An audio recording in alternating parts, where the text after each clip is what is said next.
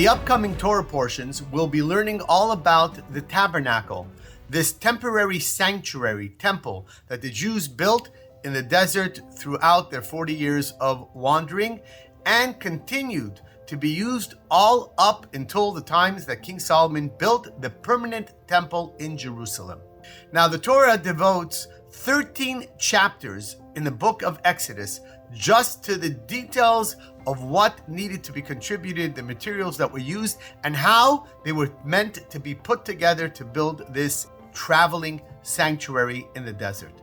And that's pretty amazing because actually the Torah only devotes one chapter to the entire topic of creation and 3 chapters to the greatest revelation of all time when God appeared at Mount Sinai.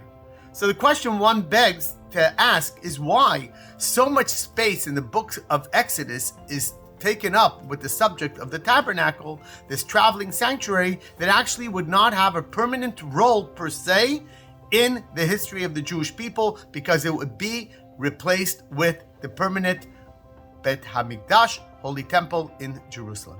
A beautiful insight given by the Lubavitcher Rebbe is as such, that the Torah is giving us this powerful message that you may think that if something is required of you that seems to be only temporary in nature, it's not really something that's going to have a permanent hold on your life.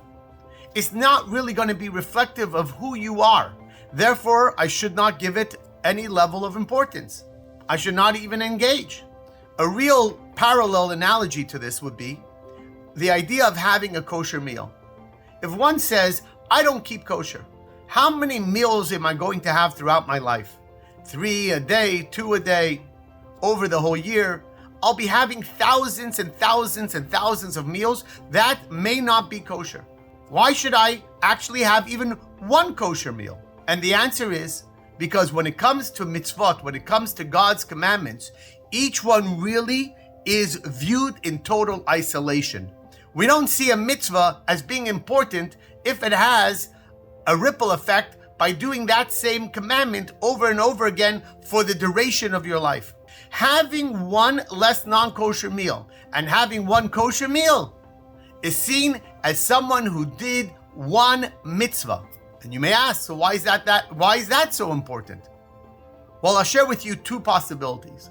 One, as stated by Maimonides, the Rambam, that always a person should view the entire world and themselves as though there's an equal scale of merits and sins. And one good deed can tip the entire future of the world. Not only the world, but possibly yourself. By tipping the scale with one extra good deed that can change the entire trajectory and future of your own life and that of the world.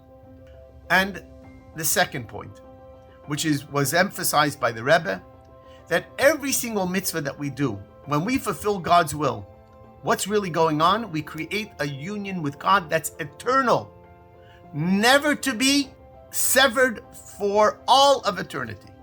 Which means that no matter how many non-kosher meals a person may have, when they have that one kosher meal, they created a union that forever, for all time, that bond that we just experienced with God always remains. That's not typically true for all of life. You may have one act of kindness in a relationship, and it doesn't mean very much if one is mean throughout their relationship. But it's not the same with a mitzvah.